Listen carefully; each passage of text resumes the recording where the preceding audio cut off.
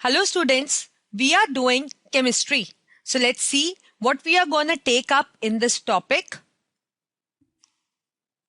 So in this video, we are going to study about the chapter that is States of Matter Part 3. As you know that we have already done many topics that we have studied the matter, we have studied the states of matter, we have gone through a kinetic molecular theory. So let's see that what interesting topic we are going to take in this video. So topics to be covered in this video are, we'll study temperature, we'll study interconversion of states. So let us study about temperature first. So what do you mean by temperature? See, temperature is degree of hotness or coldness of a body. That how hot or how cold is a body indicates the temperature of the given body. And how we measure that temperature, how we come to know that how hot or how cold is the body, that is by the use of an instrument that is thermometer. So thermometer is used to measure temperature. So if we talk about temperature, we can also define it as that temperature actually measures the extent of motion of atoms. It also measures the extent of motion of atoms.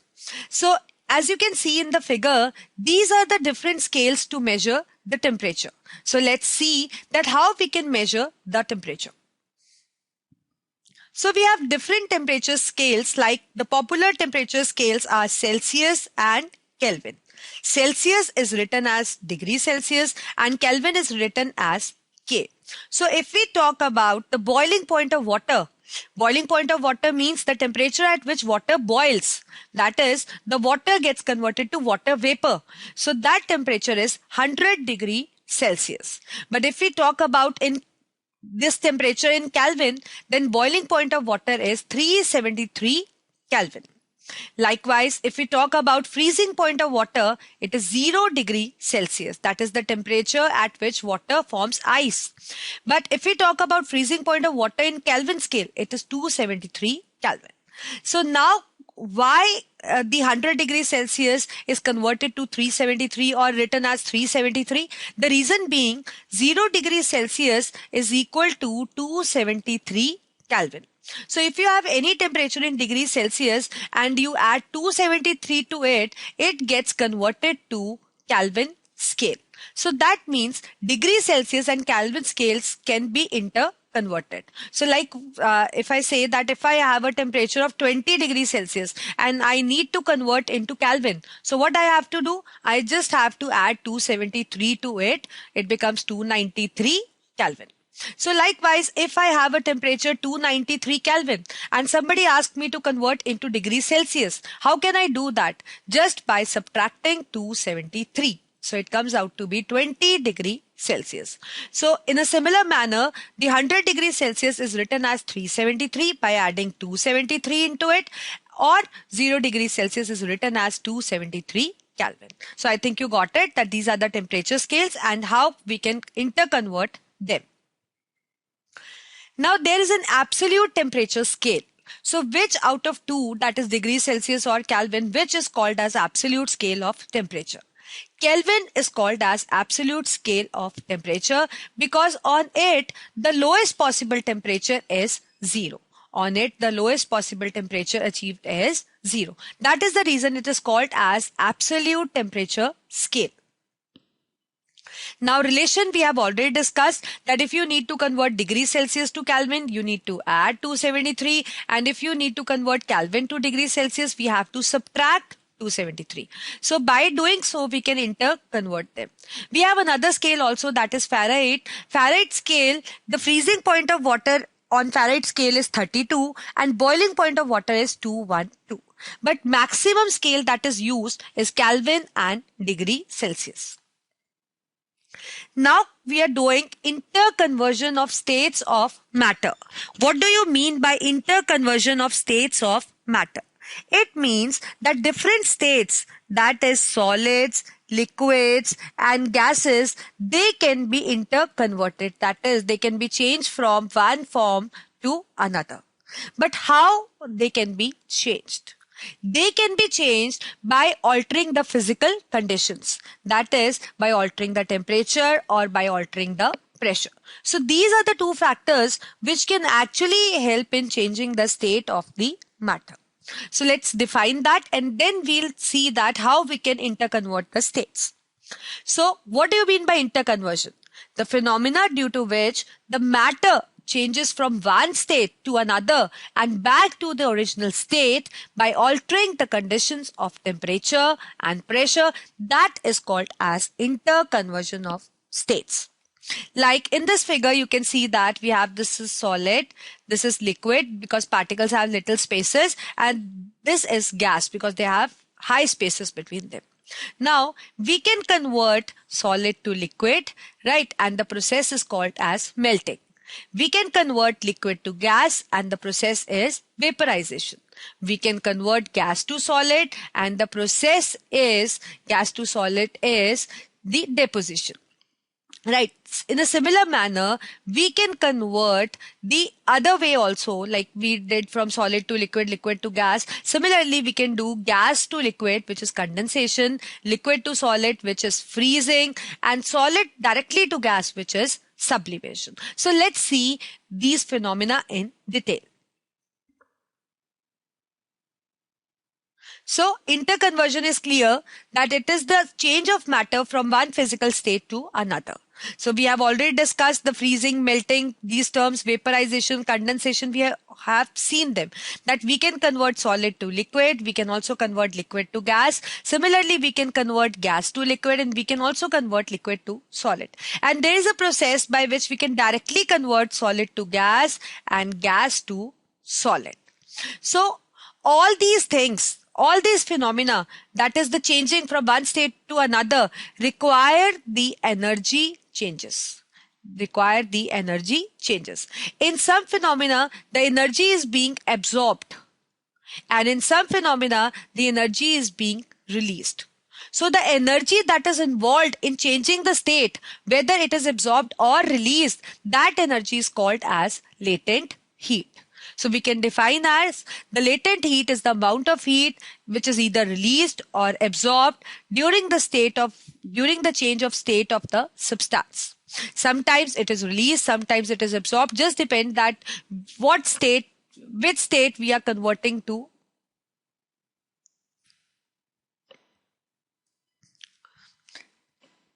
Now let's convert solid to liquid first. Let's convert solid to liquid. Now, conversion of solid to liquid needs the absorption of energy. That is, the conversion of solid to liquid, this process required the absorption of energy. And this process is called as melting or fusion. So first we'll go with the process name. Melting or fusion, that is the change of solid to liquid state. But how it is doing? How it is getting converted? It is getting converted by absorbing energy. So we can also define it as that melting is a process of change of solid state to liquid state on absorbing energy. Or you can also write it as heat. Right. So if we heat, let's take an example. Let's convert solid to liquid. Let's take an example of ice. Suppose we take ice and I start melting it. So in order to melt it, I have to supply it with certain amount of energy.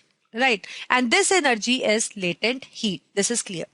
So the energy which we are supplying to it will help the ice, and the ice will start melting. But the temperature at which the solid changes into liquid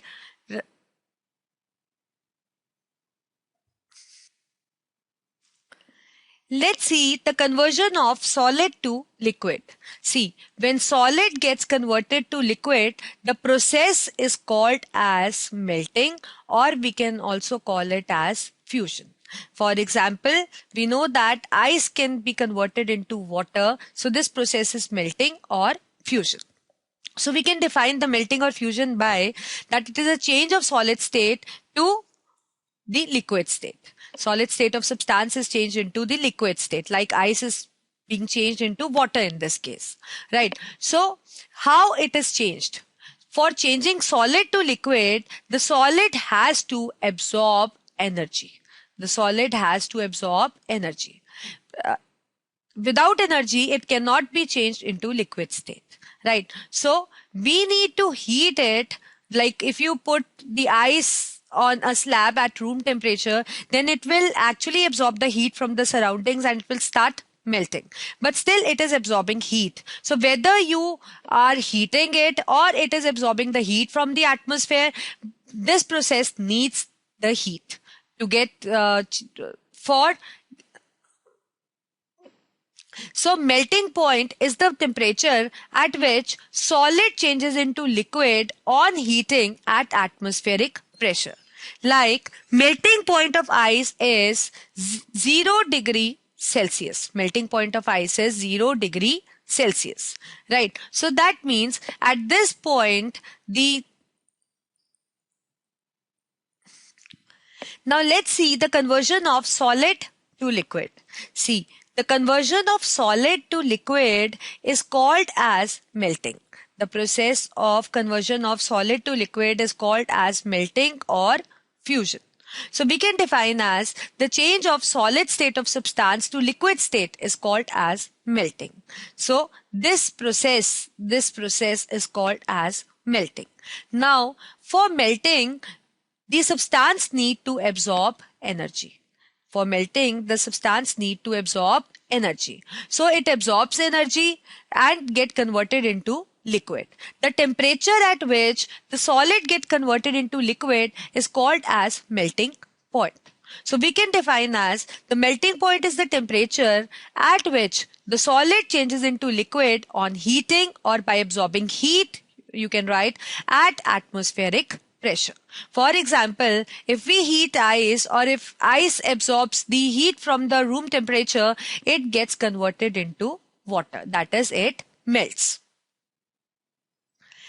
The heat which is required to convert the state is already discussed, that is called as latent heat. So, in order to convert solid to liquid, the heat involved is called as latent heat of fusion. Is called as latent heat of fusion. That is the energy which is required to cause the process of fusion. So, how we are going to define that? The latent heat of fusion is the amount of heat which is required to convert 1 unit mass of substance from solid state to liquid state at its melting point. For example, if we need to convert the ice to water, the process is obviously fusion or melting, right? And the latent heat, that is the energy which it requires or which it absorbs in order to get converted, is 3.34 into 10 raised to power 5 kilojoules per gram. 3.34 into 10 raised to power 5, that is joules per gram. That is joules per gram. So let us explain that how the solid changes into liquid by absorbing heat on the basis of molecular structure. As you all know that in solids, the particles are tightly packed. So when we are giving them heat or when they are absorbing heat, what happens? Their particles gain this heat and take it as their. So when these particles are heated, these particles gain energy and they start vibrating. When they start vibrating, their kinetic energy increases. They start moving with a speed, some sort of speed, due to which their intermolecular space increases and intermolecular force decrease, and the state in which the intermolecular space is more than solid and force is less than solid corresponds to liquid state. So that means on heating, they start vibrating, their kinetic energy increase, their spaces increase, their force decrease, and they get converted into the liquid state. So this is how you're going to explain that how solid gets converted into liquid on the basis of molecular structure. Now let us see the conversion of liquid to gaseous state. See, conversion of liquid to gaseous state is called as boiling or it is called as vaporization. For getting converted into gaseous state, it also needs to absorb energy. energy. So what happened when it absorbs energy from outside this liquid, it gets converted into gaseous state, and the temperature corresponding to it is called as boiling point. So the temperature at which liquid changes to gaseous state on heating at atmospheric pressure, you can just write this abbreviation as ATM dot, not O. At atmospheric pressure, it is called as boiling point. Like boiling point of water is 100 degrees Celsius. That is, at 100 degrees Celsius, the water gets converted to water vapor. That is, it forms a gaseous state. So this is what is a boiling point. Now, the heat which is absorbed or which is required to change liquid state into gaseous state is obviously called as latent heat. And the process involved is vaporization. So it is called as latent heat of vaporization. So how we can define it? We can define it as amount of heat which is required to convert 1 unit mass of substance from its liquid state to vapor state at its boiling point is called as latent heat of vaporization. For example, if we need to convert water into water vapor, it will absorb 22.6 into 10 raised to power 5 joules per gram energy for getting converted. So this is the latent heat of vaporization for water. Now let us explain the conversion of liquid state into gaseous state on the basis of molecular structure. So in a similar manner, we can write that, let's say we have this as liquid and this is gas. So when we supply energy to liquid, these molecules gain the energy. They start vibrating with a higher speed, due to which their kinetic energy increase, and they start vibrating with greater amplitude, and as a result their spaces increase and the intermolecular forces decrease, and the state which corresponds to more intermolecular space than liquid and less intermolecular force than liquid is a gaseous state. So finally, liquid on absorbing heat, the particles start vibrating with greater amplitude. There you can say the kinetic energy increase, their space increase and force decrease, and finally it gets changed into gaseous state. Next is conversion of gas into liquid state.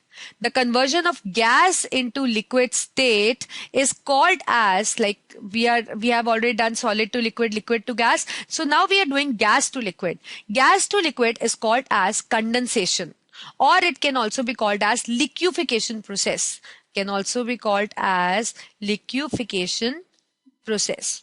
So it is a phenomena in which the gas changes into liquid, and how it actually gets converted. It gets converted by releasing the heat, or you can say releasing the energy.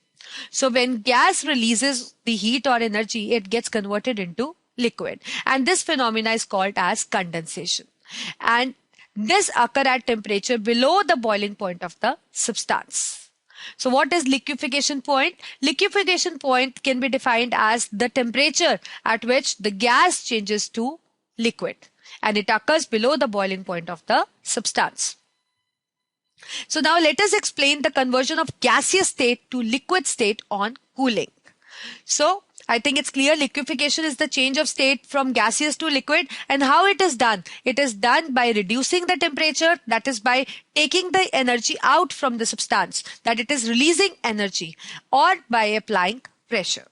So let's say if you have this gas and you have this liquid. So when you are taking the heat out from it or energy out from it, what will happen? The particles' kinetic energy will somehow decrease.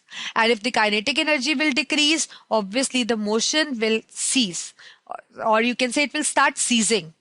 Right, due to which the force between them will start increasing and the space between them will start decreasing.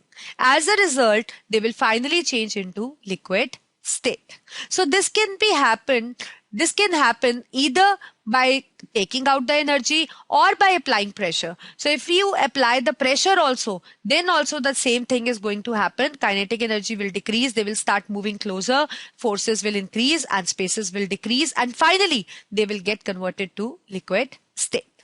So how are you going to write? We are going to write like this, that when high pressure is applied, the distance between particles decreases and particles start attracting each other. And finally, they get converted to liquid state. And you can add up these points also, that their kinetic energy decrease, their force increase, and spaces decrease. And finally, the gas changes to liquid state.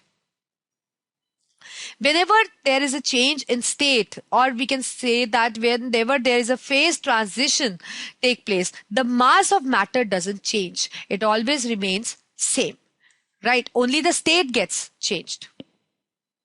Now let's see the conversion of liquid state to solid state. So see, we have done solid to liquid, we have done liquid to gas, and we have done gas to liquid. So now let's do the conversion of liquid to solid.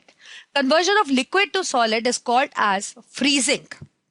We can define freezing as change of liquid state of substance to solid on cooling. That is, we are taking out heat, or you can say the heat is released or energy is released. Then the substance changes into solid, and it is called as freezing, and it occurs at freezing point. So freezing point can be defined as the temperature at which the liquid changes into solid on cooling. So let's explain the conversion on the basis of molecular structure. So let's say we have liquid and this is solid.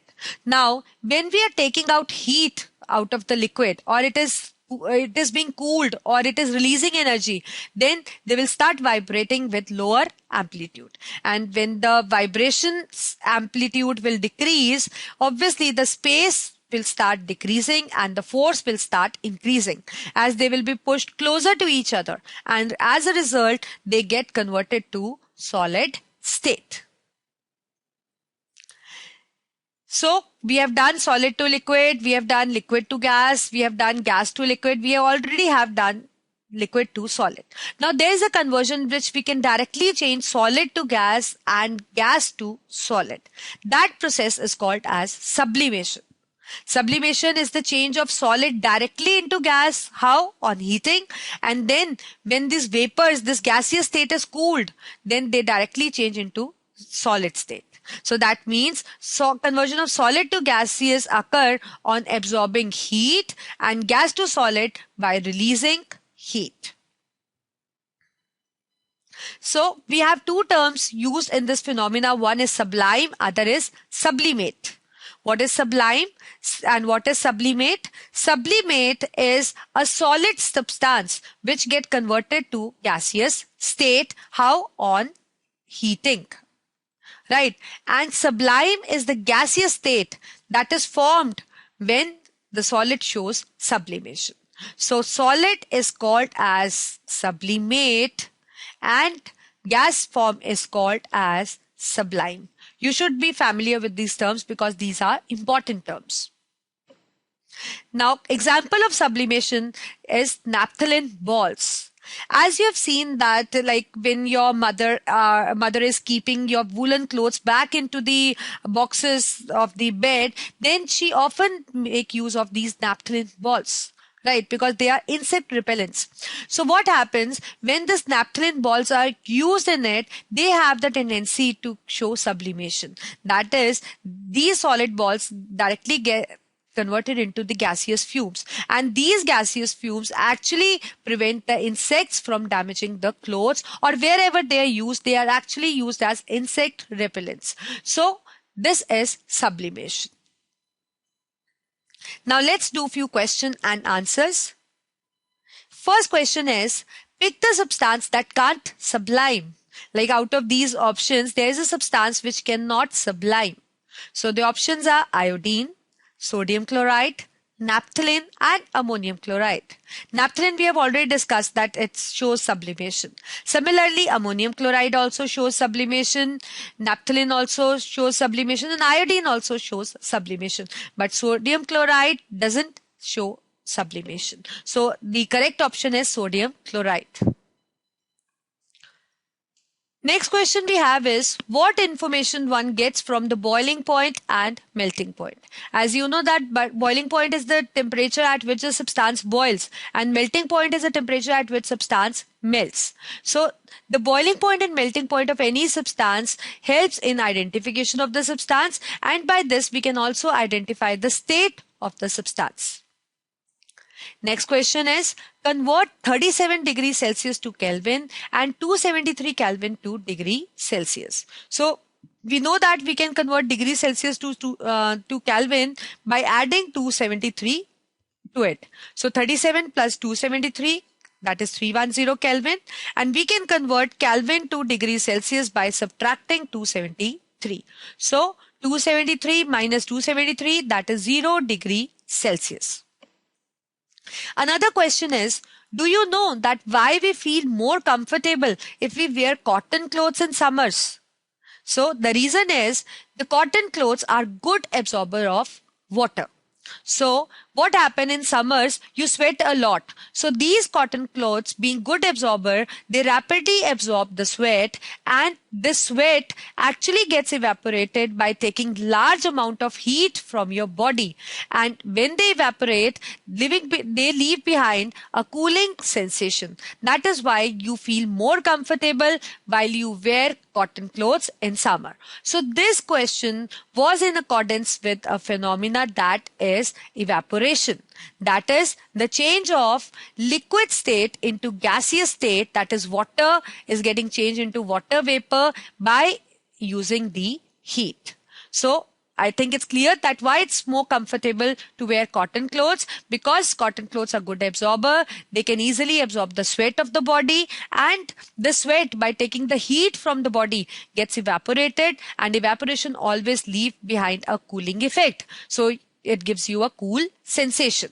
Thank you for watching this video. For more videos or for more learning experience, you can visit www.vossarax.com. So with this, we finish this chapter, that is states of matter.